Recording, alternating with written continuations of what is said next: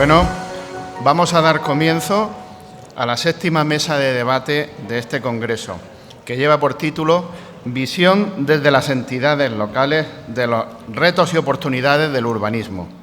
Efectivamente, el urbanismo ofrece grandes retos y oportunidades a las entidades locales y especialmente a los municipios.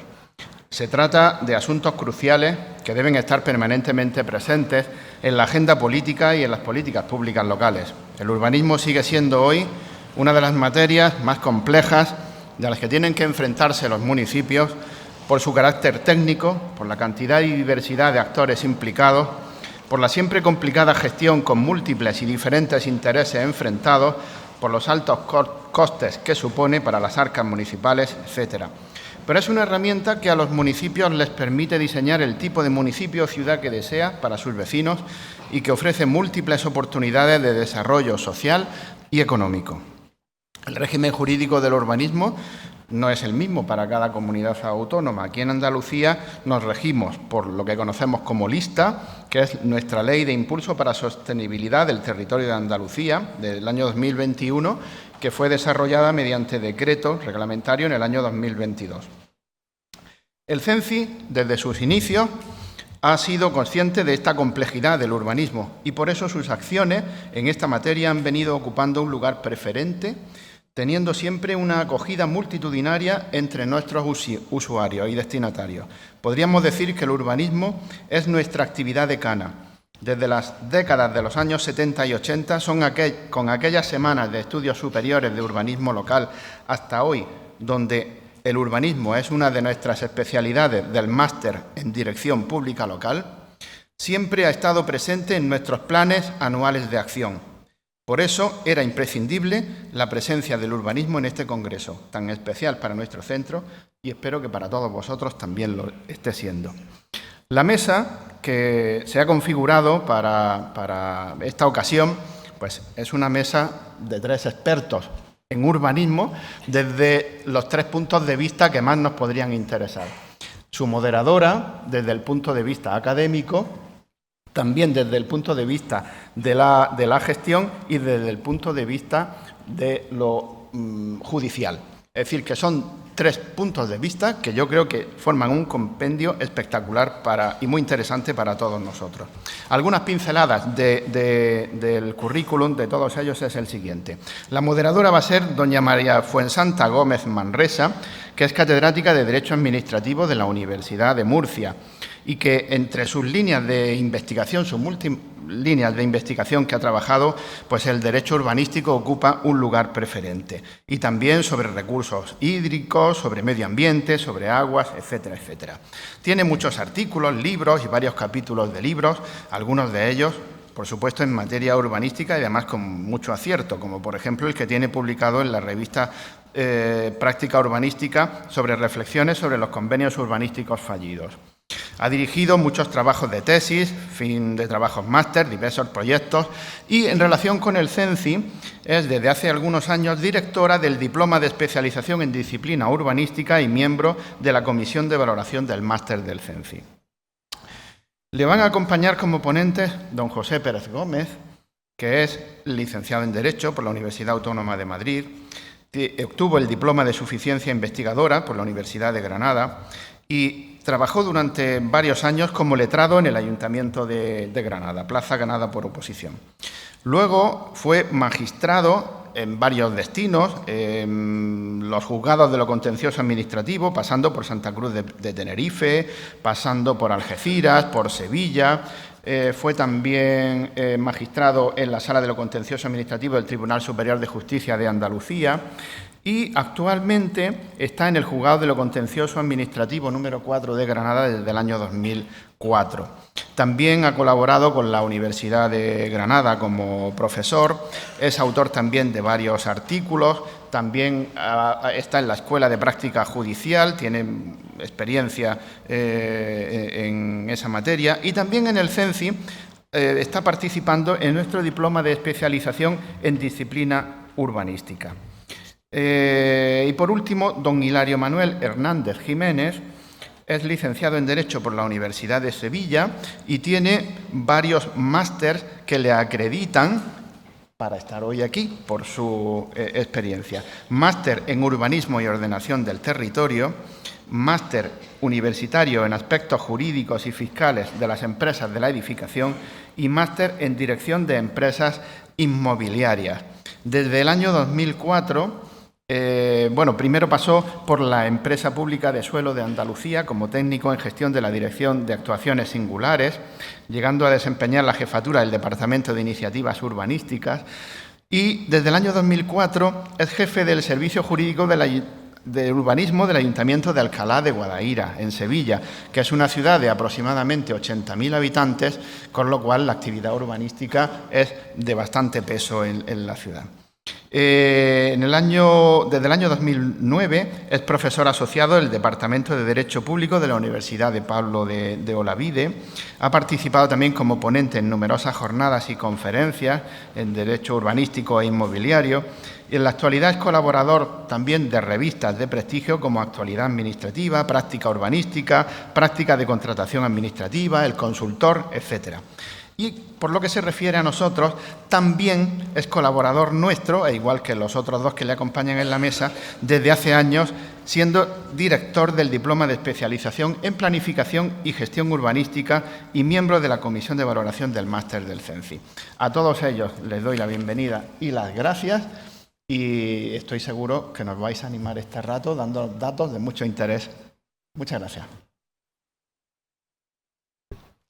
Bueno, en primer lugar, buenos días a todos. Lo que procede es agradecer la invitación que nos ha girado el CENCI para poder estar esta mañana aquí y felicitar y dar la enhorabuena, sin duda, por la organización del evento en el que participamos, porque yo creo que ha salido todo realmente bien y, como digo, yo creo que hay que dar la enhorabuena y personalizarla en gran medida también en la directora del CENCI, Alicia Solana, y en todo el equipo del mismo.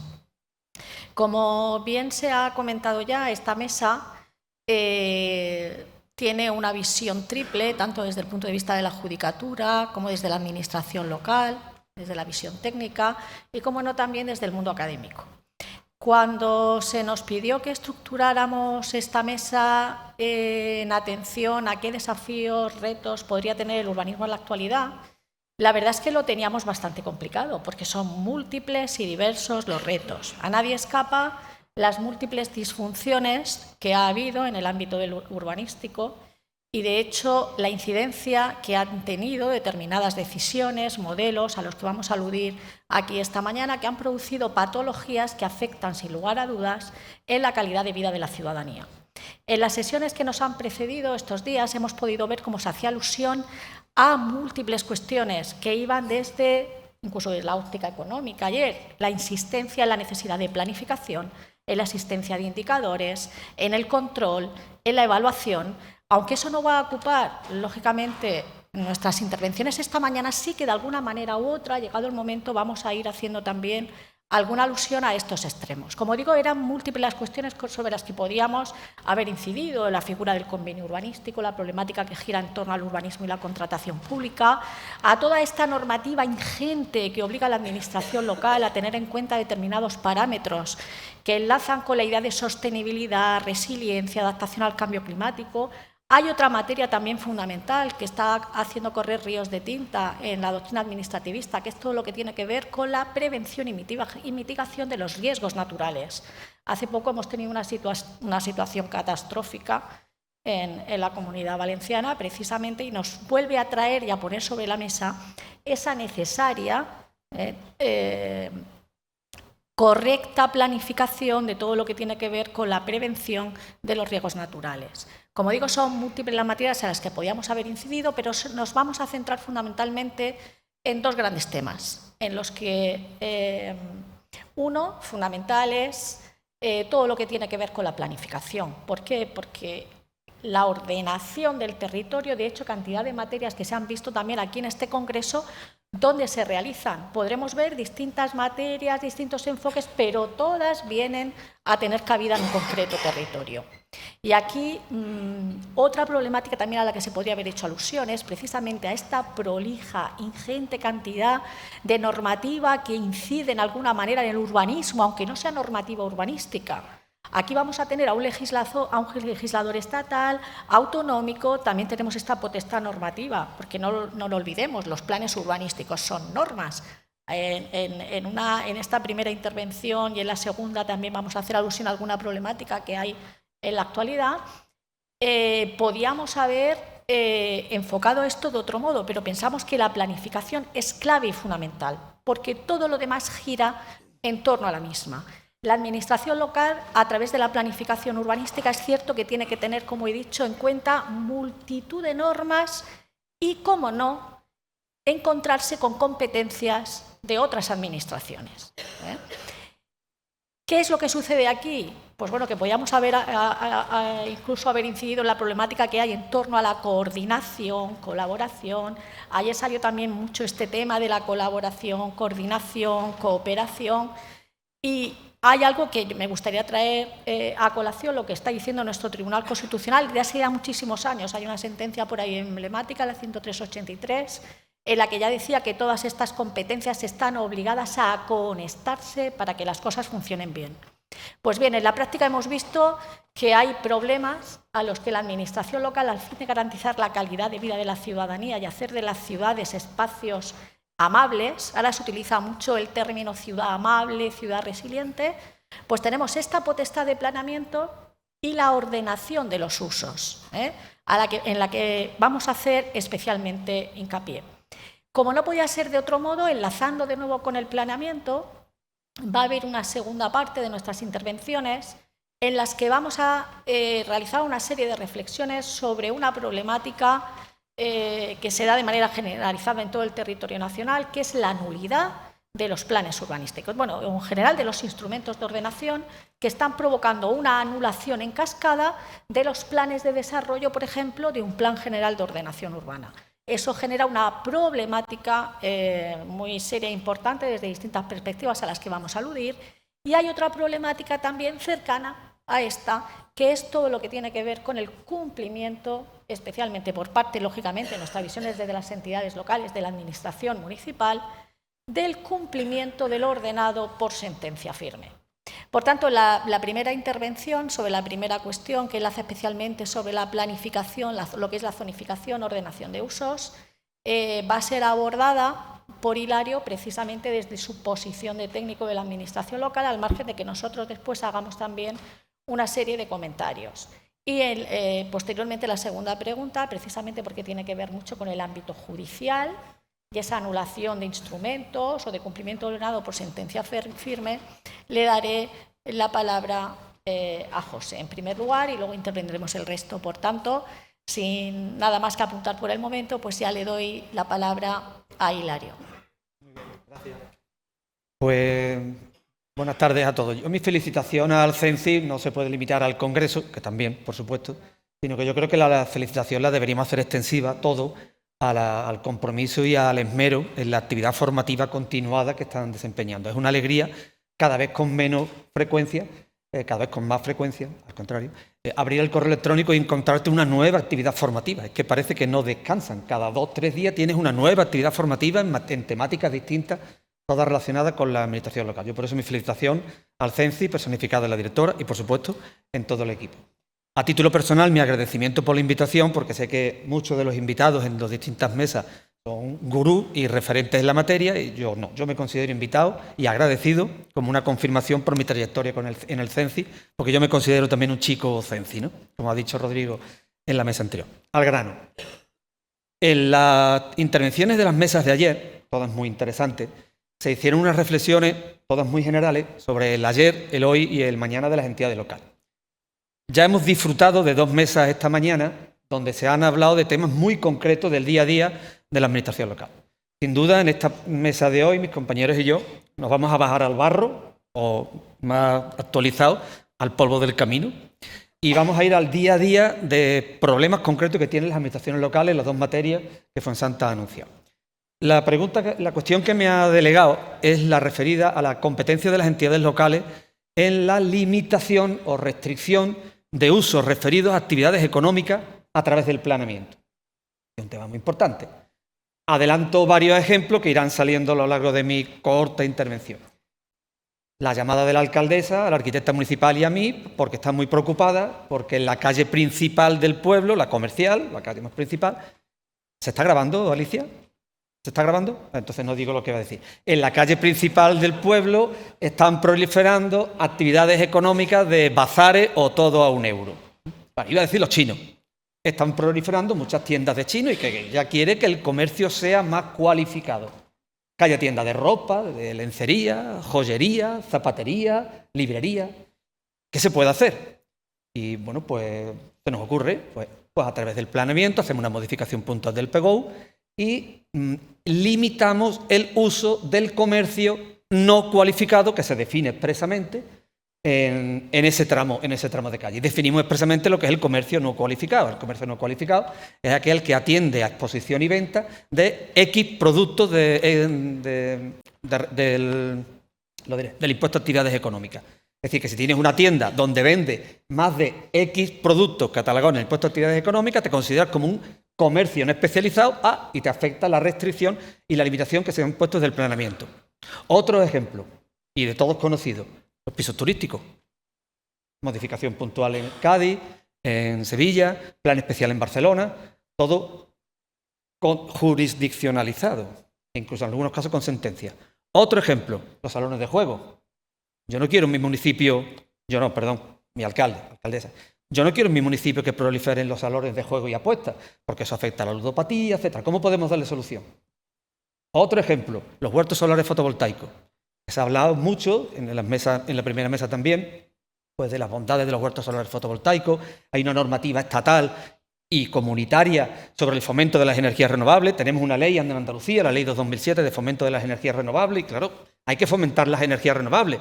Pero dice mi alcaldesa, en nuestro municipio, nuestro casco urbano que está en una zona alta y tenemos una visión de la campiña, desde la parte alta de Alcalá podemos ver en los días claros aterrizar aviones en la base de Morón que está a 80 kilómetros. Yo no me quiero permitir que la campiña se convierta en el ejido, que todo sea en plástico, porque todo sea en placa. ¿Por qué? Porque hay una afección al paisaje. ¿Qué podemos hacer? Pues eso es lo que vamos a tratar hoy. A través del planeamiento podemos establecer una limitación de uso. Esta pregunta, cuando te hacen la pregunta y el técnico dice, sí, vamos a hacer una modificación puntual. En muchas legislaciones autonómicas, antes en Andalucía también, ahora con la lista ya no, solo con el acuerdo de formulación de la modificación puntual del PGO, que no requiere ningún trabajo documental, con un acuerdo de formulación del PGO no se elabora ningún documento, se acuerda y punto. Pues con el acuerdo de formulación se suspendían las licencias durante un año. Bueno, pues tenemos un año de margen para trabajar y en ese año no se pueden solicitar licencias. Eso sigue ocurriendo en muchas legislaciones autonómicas, en Andalucía no. Con la lista, las suspensiones de licencias solamente se pueden acordar con la aprobación inicial, por un periodo de 3 años, pero claro, antes de la aprobación inicial, tú ya enseñas tus cartas, porque se ha elaborado un avance, se ha sometido a consulta pública, si la modificación puntual está sometida a EAE, Evaluación Ambiental Estratégica Ordinaria, es necesario que antes de aprobar inicialmente se emita el documento de alcance. Bien, pero es un tema importante en aquellas comunidades autónomas donde esa limitación no existe, pues que se pueda acordar la suspensión de licencia. Jurídicamente, ¿cuál es el núcleo del que estamos hablando? No me puedo extender mucho. Pues aquí lo que estamos hablando es la distinción entre si al planeamiento urbanístico, a las entidades locales, se le aplica el principio de vinculación negativa o positiva. ¿Eso qué es? El principio de vinculación negativa implica que las entidades locales no requieren una habilitación específica para regular un determinado ámbito sectorial, siempre y cuando no exista ninguna normativa estatal o autonómica que restrinja esa competencia y siempre y cuando la regulación que haga el ayuntamiento a través del planeamiento no vulnere ni contravenga lo que dispone ya una normativa sectorial existente. Y el principio de vinculación positiva, ¿qué dice? Por lo contrario, que para que el ayuntamiento se pueda pronunciar regulando una determinada materia, tiene que tener una determinada habilitación competencial. Esto nos lleva a la discusión doctrinal o a la regulación de las competencias propias o impropias, que no vamos a entrar en ella. Mi opinión es que es aplicable el principio de vinculación negativa y que el principio de vinculación negativa legitima al ayuntamiento a regular esa limitación en base a la competencia propia del artículo 25.2a de la Ley de Base en materia de urbanismo. Bien, ¿eso qué significa? Pues que si un ayuntamiento puede limitar la implantación de actividades económicas a través de la regulación de los usos, ¿de cualquier manera? No. Hay una serie de cortapisas y de límites y de diques. ¿Cuál es el principal dique? La Ley 20-2013 de unidad de mercado. ¿Qué es lo que dice? Pues en resumen, en su artículo 5, que solamente se pueden establecer limitaciones y restricciones al ejercicio de actividades económicas por razones imperiosas de interés general. ¿Y eso qué es lo que es? Pues están definidas en el artículo 3.11 de la Ley 17-2009 de libre prestación de servicios y su ejercicio, que tiene un artículo que es el 3.11 y están relacionados los principios de interés general. Yo, por supuesto, no me lo sé de memoria, pero si, por ejemplo, en relación... Antes, cuando he dicho los usos limitados, otro más que también genera mucha polémica y mucho pronunciamiento jurisprudencial, o al menos lo ha provocado, las antenas de telefonía. Ningún alcalde quiere una antena de telefonía en su casco urbano. El bloque de vivienda donde se implanta, sí, porque le pagan los gastos de comunidad, etcétera. Pero el bloque de al lado, no, porque genera cáncer. Entonces, ningún alcalde quiere un bloque con una antena de telefonía. Bueno, pues, ¿qué principios generales, qué principio de interés general, regulado en el artículo 3.11 de la Ley 17-2009, se puede aplicar para cada uno de estos usos o ejemplos que he citado? Para el comercio especializado, el principio de protección del entorno urbano y la política social y cultural, que el mismo principio también se puede utilizar para la limitación del uso turístico, el entorno urbano y la política social y cultural. Para los salones de juego, la seguridad y salud de los consumidores. Para el uso fotovoltaico, la protección del medio ambiente y el paisaje. Os decía en relación con los usos fotovoltaicos, inciso, yo siempre que voy a un congreso o una jornada y participo como ponente, no me voy satisfecho si no aprendo algo muy útil. Pues lo que voy a decir espero que lo sea. Tenemos que tener presente, el año 2024 fue muy prolífico en Andalucía en relación con, no nuevas normas, pero sí modificación de normas ya existentes o pronunciamientos jurisprudenciales. Y hay una sentencia del Tribunal Constitucional de febrero del 2024 que es sumamente importante con los huertos solares fotovoltaicos, que como sabemos son usos ordinarios, es decir, se pueden implantar en el suelo rústico común. Y como uso ordinario se pone al mismo nivel que una explotación agrícola o una explotación ganadera. Es decir, poner allí un mazacote de placas es lo mismo que sembrar trigo. Es lo mismo que tener ovejas pastando en el campo, al mismo nivel. Que no puede ser al mismo nivel, es evidente. Claro, y eso pues está en la lista, que lo reconoce como uso ordinario, la Ley 2-2007 de fomento de las energías renovables, como he dicho al principio, normativa estatal, comunitaria, que no viene al caso citarla, pero no olvidemos, no vamos a entrar en toda la regulación también estatal y comunitaria y la Convención sobre el paisaje. Es que nos vamos a limitar solamente a unas pocas normas con el carácter de directriz que están en el POTA, el Plan de Ordenación del Territorio de Andalucía, sobre la protección del paisaje. Entonces, ¿qué hacemos? ¿Vengan huertos solares fotovoltaicos todos los que puedan venir o protegemos por el paisaje? Pues en ese conflicto debe intervenir la Administración. Y la Administración, en ese conflicto, debe poder tener competencia para regular dónde sí y dónde no poner huertos solares fotovoltaicos. Yo, por ejemplo, lo hemos hecho nosotros con una modificación puntual del plan, ya aprobada, y otros ayuntamientos lo están haciendo con planes especiales. Otro inciso en relación con los huertos solares fotovoltaicos. Un ejemplo con una antigüedad de 3 días. Esto ha pasado hace 3 días. Un informe de incidencia territorial que se solicita a la Administración autonómica por una instalación fotovoltaica muy grande y la exigencia del informe de incidencia territorial, artículo 71 del reglamento de la lista, es porque está a menos de 3 kilómetros de un núcleo urbano o de otra instalación ya existente. Y se le pide el informe de incidencia territorial a la Junta para que se pronuncie. Artículo 72, entre otras cosas, por la afección al paisaje. Y la Junta de Andalucía, la Consejería, con todo el espesor que el informe puede sostener, hace un informe favorable, pero previa advertencia, hombre, que estamos en una zona de olivar. La actuación está en pleno corazón de Andalucía, que estamos en una zona de olivar y arrancar muchos olivos para poner placas puede afectar el paisaje. Por tanto, mi informe es favorable sin perjuicio de que el ayuntamiento valore esta afección. ¿Cómo? Si precisamente te he pedido informe a ti, Administración Autonómica, porque tú eres la que tienes que valorar el impacto en el paisaje, a mí no me largues el marrón, porque la licencia es reglada y si la tengo que dar en base a mis competencias, la tendré que dar. Así que te reboto de nuevo y te obligo a que te pronuncies, porque la competencia en este sentido es tuya. En relación con los salones de juego, flashes rápidos, en relación con los salones de juego hay un decreto autonómico que regula, y en otras comunidades también, regula las distancias de los salones de juego a centros educativos. Y la pregunta es, ¿y puede un ayuntamiento no contravenir ese decreto? Por supuesto, si dice el decreto que no puede haber un salón de juego y apuestas a menos de 250 metros de un centro escolar, ¿puede el ayuntamiento decir 250 metros? No, 500. De centros escolares no, de espacios deportivos. de bibliotecas, de espacios culturales. ¿Puede el ayuntamiento hacerlo? Bueno, pues eso es lo que estamos discutiendo, lo que estoy planteando hoy. Si os digo que hay jurisprudencia del Tribunal Supremo, hay una sentencia de junio del 2024 que dice que sí. Primero, que reconoce la vinculación negativa en la determinación de la competencia del ayuntamiento en materia de planeamiento. Está perfectamente legitimado. Y que la justificación en la memoria de la modificación del Plan General es perfectamente válida. Y otra sentencia de un mes después, del mes de julio, del Tribunal Supremo diciendo que no. Pero a priori reconoce también la vinculación negativa. Lo único que ocurre, que dice el Tribunal Supremo, y creo que con razón, que en la modificación puntual del plan lo que se dice es que se excluye el uso de los salones de juego en las zonas residenciales. Y dice el Tribunal Supremo, hombre, te has pasado. Es que es una restricción absoluta.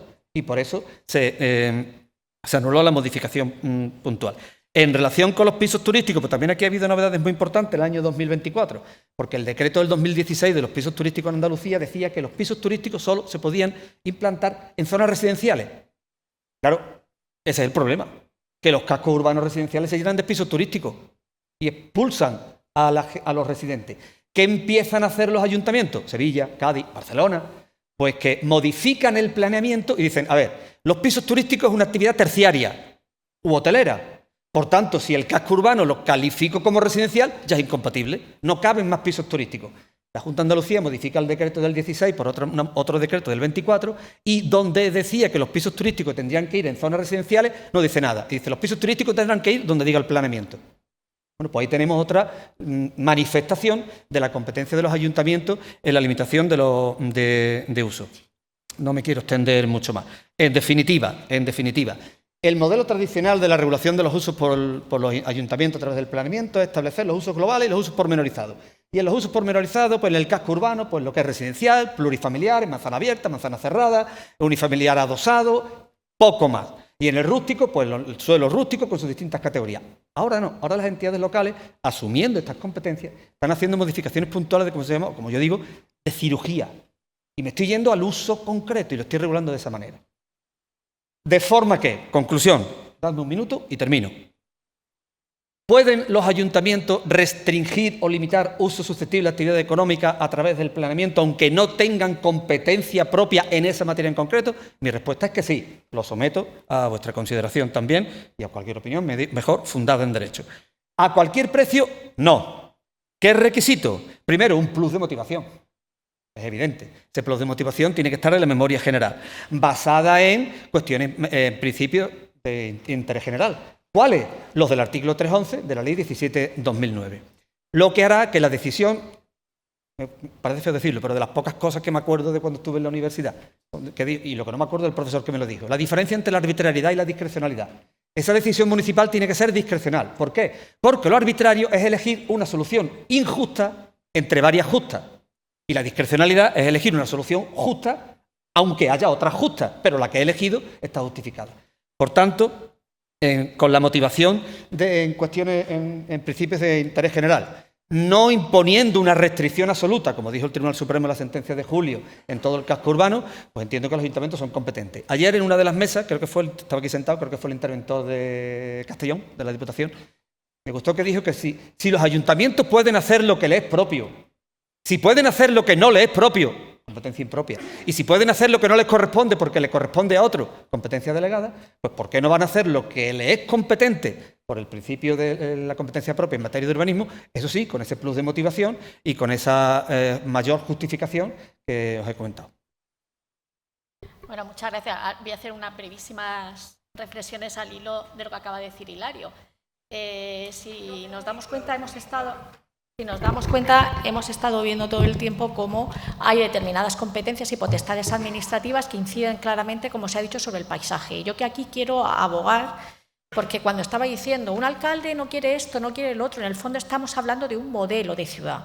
Eso es la planificación estratégica. Yo quiero abogar por ella, por ese método racional basado en escenarios de futuro, que lo que hacemos es analizar los datos y las experiencias del pasado para plantearnos futuros probables advertidos por la ciencia. Esto es muy importante en todas estas materias que estamos viendo de ordenación del uso turístico, de por qué no en un momento dado también la regulación del problema de la despoblación, y muy interesante también lo que se ha dicho, porque además hay jurisprudencia consolidada, En esas competencias y potestades que se ejercen, siempre hay que tener en cuenta el estudio de las alternativas, porque muchas veces lo que nos han dicho los tribunales en relación a otra materia que vamos a abordar después es que no vale adaptar un plan o un proyecto a una idea, tenemos que barajar múltiples alternativas desde el punto de vista del desarrollo sostenible y ver cuál es la que se adapta mejor al modelo. Aquí voy a hacer un apunte sobre el tema que estaba comentando Hilario, porque creo que hay una sentencia muy reciente, la 64/2025 de nuestro Tribunal Constitucional, que está referida en este caso precisamente a las limitaciones de uso en relación a la vivienda turística. Es una sentencia que sigue la línea que ya establecieron otras dos sentencias previas, la 79/2024 y la 26/2025, que pone el foco de atención en la potestad de planeamiento municipal. Ya ahora veremos por qué. Las dos sentencias que he dicho anteriores estaban referidas a la Ley Estatal de Vivienda. Esta última está referida a un decreto-ley, el 3/2023 de Cataluña, que modificaba el decreto legislativo 1/2010, que es la norma urbanística de esta parte del territorio de España. En esta norma se imponen múltiples restricciones al uso turístico de la vivienda. ¿Por qué digo que esta sentencia del Tribunal Constitucional es muy importante? Primero, en primer lugar, establece una reflexión, vamos a llamar reflexión, aplicable a cualquier posible regulación a nivel autonómico o a la ordenación de los usos por parte de la Administración local, y es que viene a decir que el uso turístico no se integra entre las facultades del derecho de propiedad.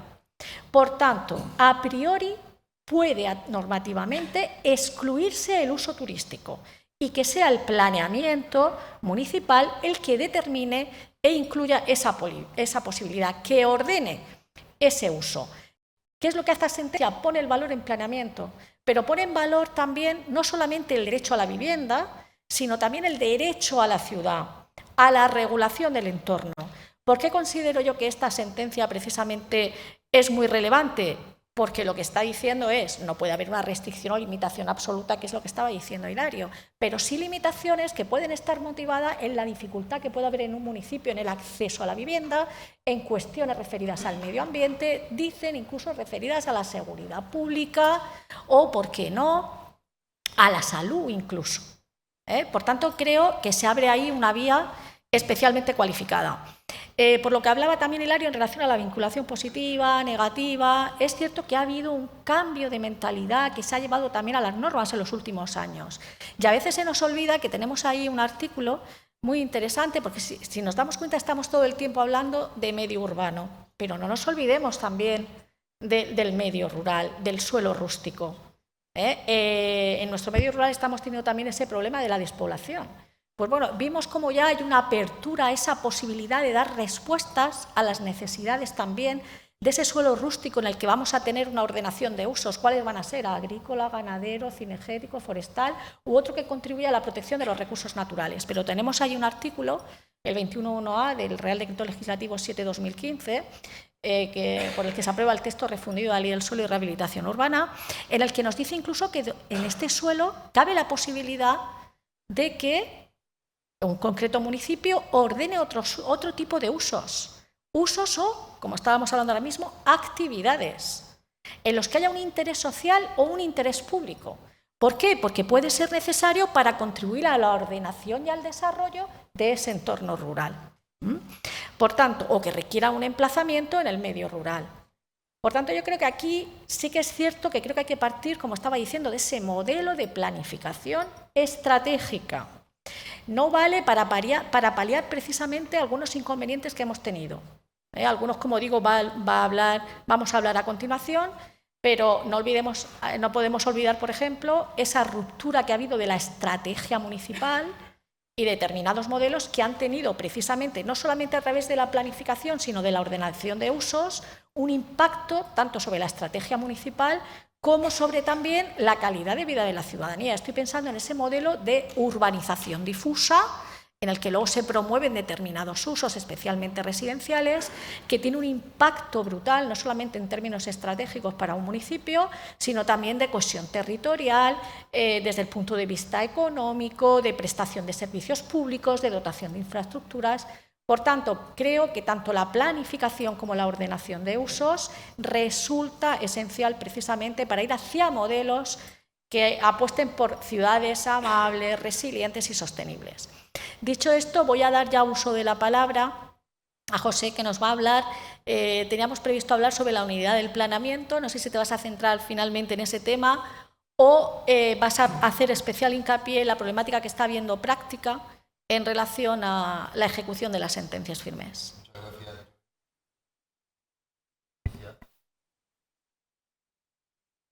Estar en esta sala en la que estoy un pelín abrumado porque veo aquí tanto especialista de administración local que me encuentro impactado. Digo, a ver qué le digo yo a estos.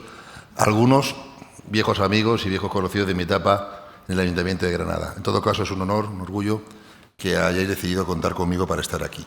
Pues sí, cuando he visto el foro en el que estamos, después, además de escuchar a Hilario, digo, yo de estas cosas no puedo hablar. De administración local pura y dura de gestión puedo hablar, pero no puedo hablar con el conocimiento propio que tienen las personas que estáis aquí, que estáis en el día a día con esto. Entonces, he pensado en qué puedo echar yo una mano, qué puedo deciros que pueda ser de mediana utilidad en este pequeño espacio de tiempo que tengo. Y una vez que planteamos los temas de los que íbamos a hablar, queríamos hablar de la anulación de los planes en cascada, pero luego, reflexionando, me di cuenta que a lo mejor era importante analizar un poco el sistema de ejecución de sentencias contenciosas administrativas, que da bastantes problemas en el día a día, en mi labor como juez, y que presenta muchas particularidades distintas de las que tiene la ejecución de sentencias por ejemplo, en la jurisdicción civil. La jurisdicción civil, esto acordados a aquello que estudiábamos de la autotutela de la administración, la heterotutela, aquellas cuestiones tienen mucha relación, a mi juicio, también con la ejecución de sentencias. El sistema de ejecución de sentencias, el derecho español, parte del artículo 117 de la Constitución, que dice que es potestad de los tribunales juzgar y ejecutar lo juzgado. O sea, corresponde a los tribunales ejecutar lo juzgado. Cuando estamos en un procedimiento civil, en el caso de que una de las partes no quiere ejecutar la sentencia, se acude a un nuevo procedimiento, un procedimiento de ejecución de sentencia, para llevar a efecto esa sentencia, es un nuevo procedimiento. En contencioso administrativo, cuando una de las partes es la administración, ya sabéis que la jurisdicción contenciosa administrativa es la jurisdicción que conoce los asuntos de los que una de las partes es la administración pública, una o las dos. En el sistema de la jurisdicción contenciosa administrativa, dictada una sentencia, la potestad, artículo 103 de la Ley de la Jurisdicción, de ejecutar lo juzgado corresponde a los tribunales, pero hay un deber de colaboración especialísimo que le corresponde a la Administración, que es el que regula el artículo 104 de la Ley de la Jurisdicción Contenciosa Administrativa, que dice que luego que sea firme una sentencia, utiliza esa expresión que me gusta bien mucho, porque eso de luego que sea firme parece como una frase de Don Quijote, no, luego que sea firme. Bueno, pues luego que sea firme la sentencia, la letrada de Administración de Justicia o la letrada de Administración de Justicia lo comunica y la Administración tiene que llevar a puro y debido efecto el contenido del fallo. ¿Qué significa esto? Que no es el juez el que va a decidir cómo se ejecuta la sentencia. La sentencia está dictada, la sentencia es firme y es la Administración la que tiene que dictar los actos administrativos que sean necesarios para ejecutar esa sentencia. No vale preguntarle al juez. Esto es una cosa que pasa muchas veces. La Administración dice, yo no sé cómo ejecutar esta sentencia, le voy a preguntar al juez. Se ampara en el artículo 109 que dice que se puede abrir un incidente para que tanto la Administración como las demás personas afectadas por el fallo de la sentencia, artículo 109 de la Ley de la Jurisdicción, pueden presentar un incidente para solventar cualquier cosa relacionada, cualquier aclaración necesaria en relación con el cumplimiento de la sentencia. Pero este artículo 109 no se puede entender en el sentido de que la Administración puede preguntar al juez cómo se ejecuta la sentencia. El juez no es un órgano consultivo. El juez revisa la ejecución de la sentencia que haya hecho la Administración. Es decir, la Administración ejecuta la sentencia en sus propios términos. Hay sentencias que son muy difíciles de ejecutar por la materia, porque hay algunas sentencias que son muy malas. Algunas sentencias no se entienden. Esto pasa también. Algunas sentencias ponemos que estimo el recurso contencioso administrativo en los términos establecidos en el fundamento de derecho cuarto de esta resolución.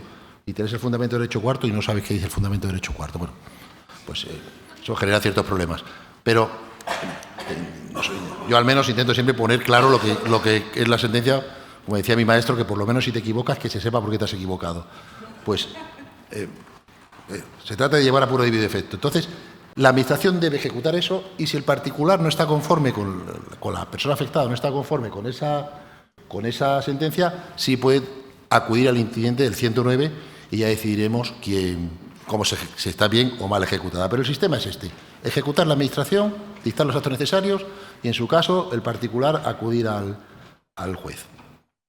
Puede ocurrir, bueno, el órgano competente para resolver esto es una cosa curiosa, es como estamos en la administración local, de todos los asuntos de administración local conocen los juzgados de lo contencioso administrativo, excepto del planeamiento que va directamente a la sala porque son normas reglamentarias. El órgano encargado de conocerse es el juez de primera instancia, el juez del juzgado de lo contencioso administrativo, aunque la sentencia firme sea la de segunda instancia. Aún en el caso de que se haya revocado la sentencia del juez de primera instancia por la sentencia de la segunda instancia, la ejecución corresponde al juez de primera instancia. En todo caso hay que dirigirse al juez, que puede verse compelido a ejecutar una sentencia que tiene un criterio distinto del que él había tenido, una sentencia que le ha sido revocada. Pero el sistema es que conoce el juez. Sí puede ocurrir que, y esto ya vamos un poco, me voy a pasar ya del concepto general de ejecución de sentencias al tema del urbanismo, a las sentencias de establecimiento de la legalidad urbanística, que presentan especiales problemas, aquellas sentencias en las que se ordene demoler lo construido, lo edificado, que son sentencias casi siempre confirmatorias. Pueden ser confirmatorias del acto administrativo o no, porque como existe la acción pública, podemos tener un procedimiento instado por un tercero que sea contrario a la resolución de la Administración que ordena la no demolición, pero bueno, no es lo más habitual. Lo habitual es que sea el sistema, lo que os estoy explicando. Y claro, aquí ya esto requiere la ejecución de las sentencias que ordenan demoler, son complicadas. Primero, porque normalmente las medidas cautelares el juez, lo habitual, es que estime la medida cautelar. Y diga, mientras dura el procedimiento judicial, no le voy a tirar a este señor la casa. La dejamos ahí, y ahora dentro de 2 años o 3 cuando acabemos, pues ya veremos si la tiramos o no. Y luego porque, lo cual supone que esa familia ha estado disfrutando de ese charlé en el campo. Y entonces, ahora se lo tenemos que tirar. Ya vive la familia, ya tenemos problemas de domicilios, ya a lo mejor hay que autorizar la entrada para demoler. Primero vamos a dictar un acto administrativo ordenando la demolición y lo va a tener que cumplir el particular, que normalmente no lo va a cumplir. Le podremos exigir la fianza que tenemos de la medida cautelar para que lo cumpla, hasta que no lo cumpla no te devuelvo la fianza, en fin, que genera ciertos problemas. Ahí sí puede ayudar el juzgado, es una situación distinta. Por ejemplo, no hace mucho tuve que resolver un asunto de un ayuntamiento que quería no devolver el aval de la medida cautelar porque consideraba que no estaba completamente ejecutada la sentencia, no estaba completamente demolido. Y ahí hay que decidir pues, si está demolido, si no está demolido, si el hecho de que queden unas cuantas solerías y no haya ahí unos jaramagos se puede considerar demolido o no, ahí se viene el problema, ¿no? Entonces, en materia urbanística tenemos este problema en el restablecimiento. Recuerdo otro caso en el que había que demoler, era cuando estaba yo en Algeciras, en un sitio muy chulo que está allí, porque en la jurisdicción de Algeciras llega hasta Zahara de los Atunes. Aquello del monte de los alemanes, no sé cómo se llama, el monte de los alemanes. Aquello es un sitio donde solo viven gente súper rica. Entonces, es una montaña con vistas al Atlántico precioso, a la playa de Zahara, y ahí los problemas que había son las vistas, que uno hace en su casa una construcción ilegal y quita las vistas al vecino de arriba. Pues por mucho que quería el Ayuntamiento de Tarifa, que es a lo que pertenece aquello, entrar a demolerlo, no podía. Ahí sí solicitó el auxilio del juez y el juez incluso, bueno, juez, en este caso era yo, ordenó que el Ayuntamiento contratara a unos trabajadores, a unos especialistas en la demolición y que entraran con autorización de entrada especial y tal. O sea, que quiero decir que el problema de la ejecución de sentencias en contencioso administrativo en materia urbanística y más en los casos de restauración de la legalidad, pues presentan ciertas dificultades. Aquí sí puede ir, aquí en este caso ya, después de que el Ayuntamiento haya intentado varias veces ejecutar el acto y no haya podido, sí puede acudir al 109, al incidente de ejecución de sentencia. Hay una posibilidad en el artículo 108 también de la ley, esto que os acabo de explicar, que es que la autoridad judicial sustituya a la Administración en el caso de incumplimientos normales. También en ejecución de sentencia en materia de urbanismo nos podemos encontrar con la imposibilidad de la ejecución. El artículo 105 regula, siempre hablo de la ley de la jurisdicción contenciosa administrativa, sí, regula los supuestos en los que no sea posible ejecutar la sentencia, por una cuestión legal o una cuestión material. ¿Qué ocurre con este asunto, con la imposibilidad de ejecución de sentencia? Que muchas veces se alega y no existe tal imposibilidad real. El juez tendrá que valorar si existe imposibilidad o no existe imposibilidad, y en el supuesto de que exista imposibilidad legal o material, una imposibilidad legal puede ser el cambio de planeamiento, por ejemplo, puede hacer que una edificación ya sea válida en el planeamiento nuevo. Bueno, lo voy a ejecutar porque esto es válido. Pues ya esto sí se acomoda al nuevo planeamiento. Pues entonces, ahí, yo por ejemplo, si hay una sentencia que dice que tire un edificio y resulta que el edificio era legal, pues ¿para qué lo vamos a tirar, no? O sea, no sé. Sí, puede ser. En fin, hay diversas opiniones. Algún otro decidiría que habría que echarla abajo. Bueno, son opciones que van, son los asuntos que van en el día a día. La sustitución, el artículo 108, evaluar el artículo 105, la imposibilidad, y estaba hablando de otro tema urbanismo que se me ha ido. Me voy directamente a hacer 2 pinceladas porque quedan 8 minutos y tienes que hablar tú. ¿Hablas tú de la cascada, de la anulación? Bueno, pues te lo paso a ti. Yo he hablado ya más o menos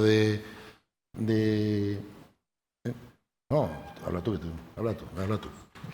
Bueno, yo digo las reglas básicas. La regla básica es, y ahora incides tú un poquito más, la regla básica, sabéis que la anulación de un plan, aunque sea por un defecto formal, supone la anulación en cascada, el Plan General de Ordenación Urbana, incluso un plan de ordenación del territorio de una parte más amplia, como ocurrió en la zona de Marbella, supone la anulación en cascada de los planes inferiores, de los planes parciales y tal.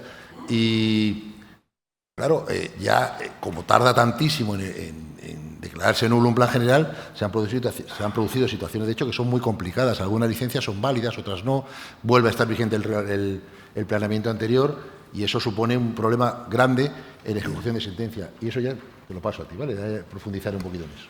Bueno, voy a unir el tema precisamente de la unidad en cascada con algo que se acaba de decir, que es el problema de la ejecución de sentencia. Yo creo que hay que recordar, en el ámbito de la administración local hay que tener muy presente, porque hemos tenido múltiples pronunciamientos, hay múltiples pronunciamientos jurisprudenciales que así lo han establecido. Yo creo que hay que recordar que el artículo 103 de la Ley de la Jurisdicción Contencioso Administrativa lo que establece que son nulos cualesquiera actos o disposiciones que dicten las administraciones públicas tendentes precisamente a eludir lo dispuesto en sentencia firme.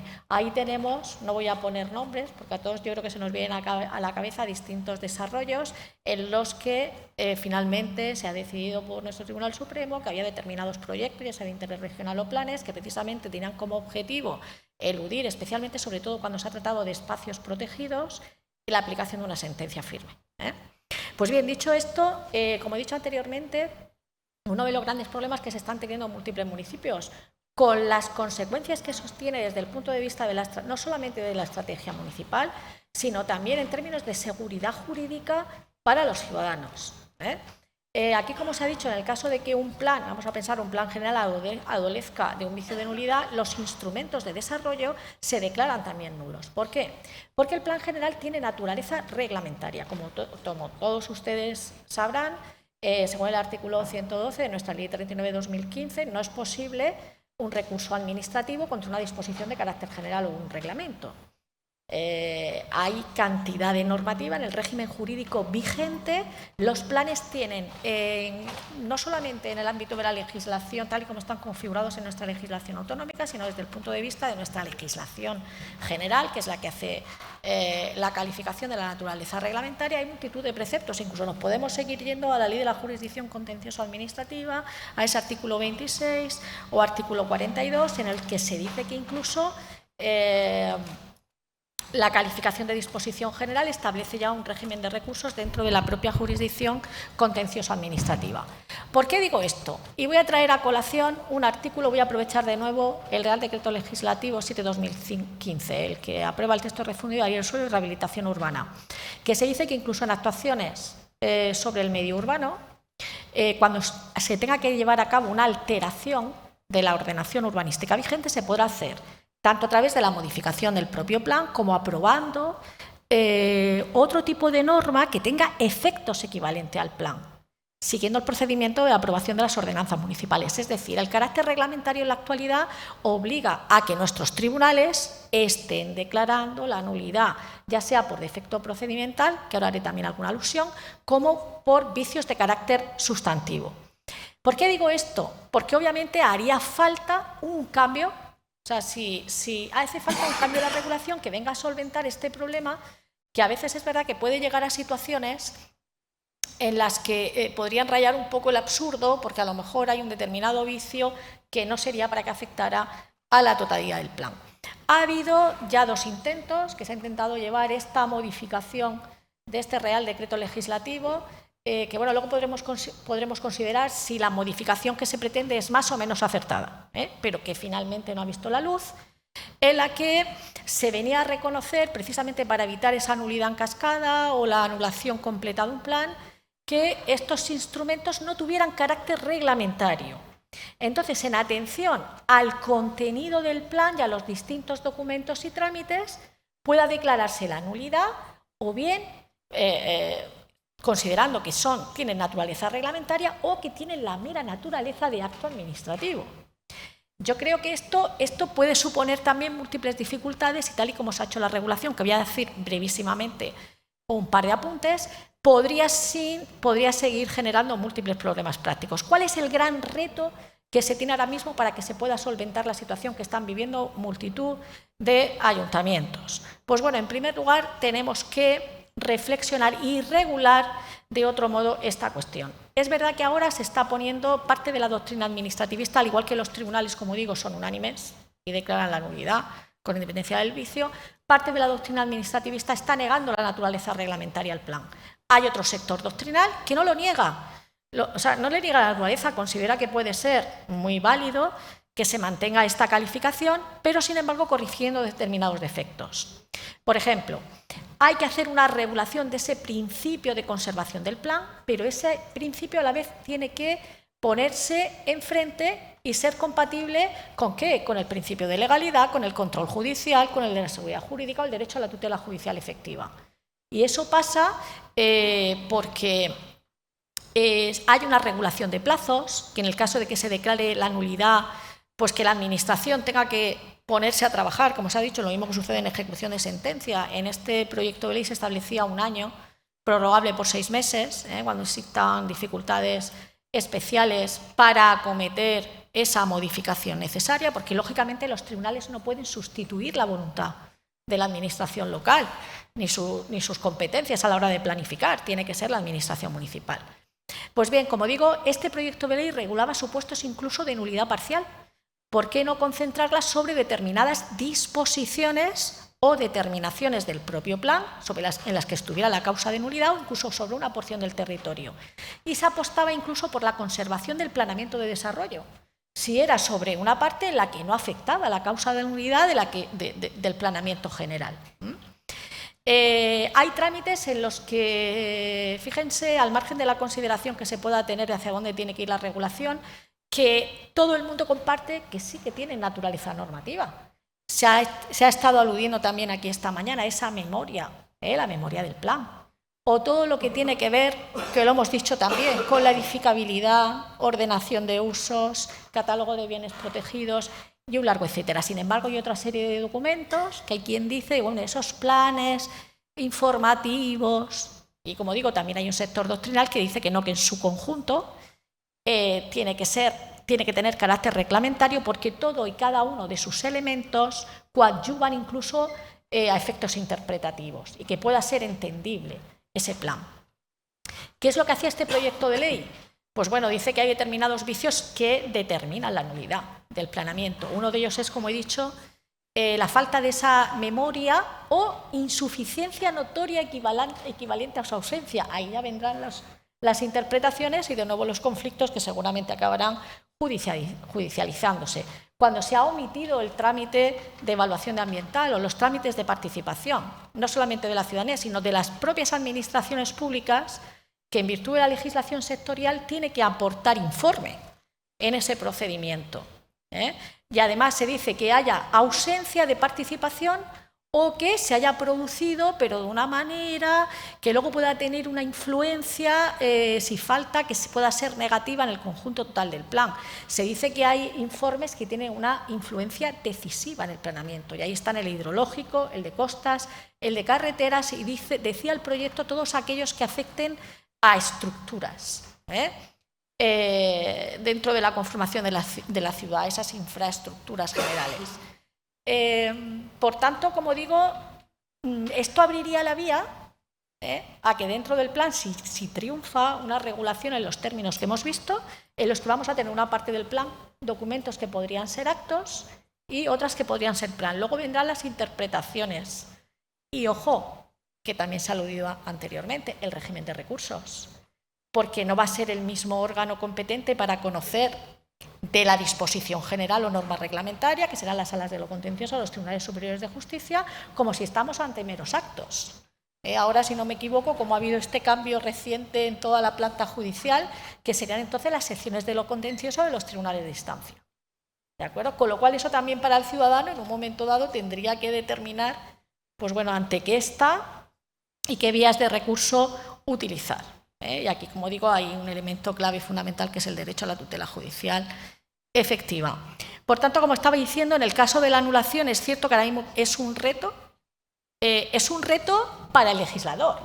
Lo que pasa es que es un problema y muy serio para cantidad de ayuntamientos.